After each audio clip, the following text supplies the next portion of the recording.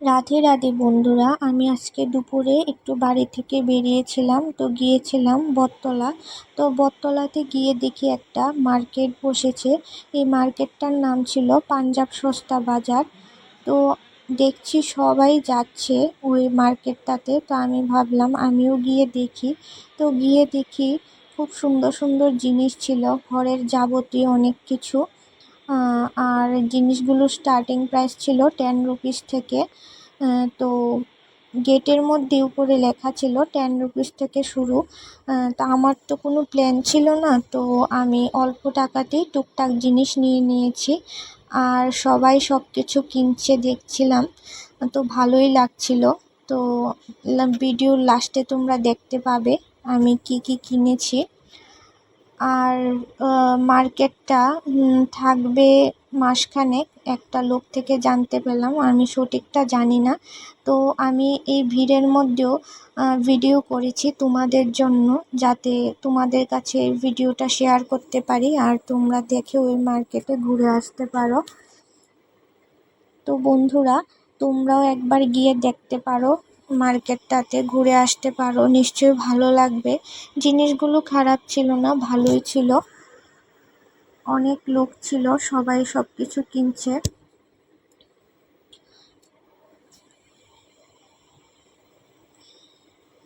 দেখো, ভিডিওটা দেখলে বুঝতে পারবে অনেক কিছু ছিল, কিন্তু ভিড়ের মধ্যে আমি ভালো করে ভিডিওটা করতে পারিনি।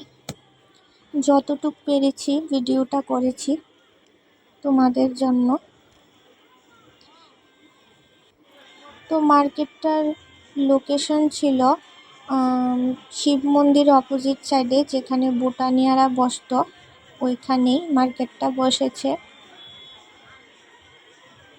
যেখানে অটো স্ট্যান্ডার রয়েছে এদিকেই এই মার্কেটটা বসেছে।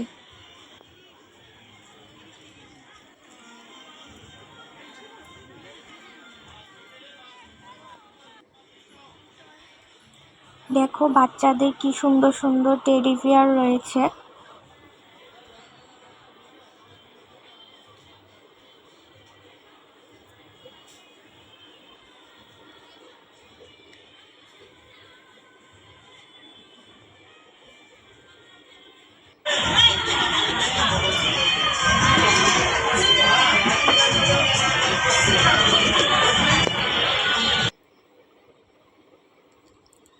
পাপোশ রয়েছে এবং দেখো ডিবিগুলো রয়েছে কি সুন্দর।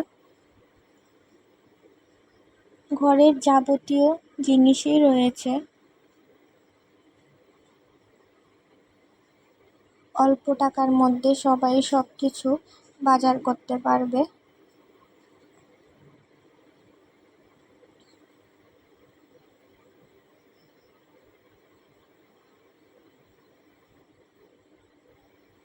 আর মেয়েদের ব্যাগ ছিল, ব্যাগের স্টার্টিং প্রাইস ছিল 100 রুপিস থেকে। দেখো কি সুন্দর সুন্দর কাপ রয়েছে।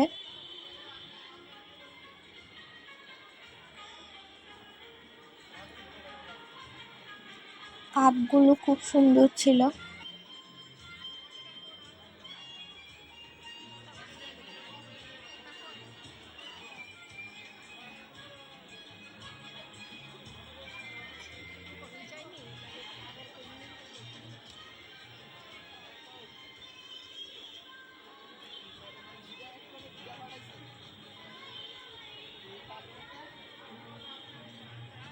তো বন্ধুরা, তোমরা এই ভিডিওটা সবার মধ্যে শেয়ার করে দিও, যাতে সবাই ভিডিওটা দেখে ওইখানে যেতে পারে। আমি তো তোমাদের লোকেশনটা বলেই দিলাম, শিব মন্দির অপোজিট সাইডে, যেখানে অটো স্ট্যান্ড রয়েছে নাগেরজলা যাওয়ার জন্য, ওই দিকে এই মার্কেটটা বসেছে।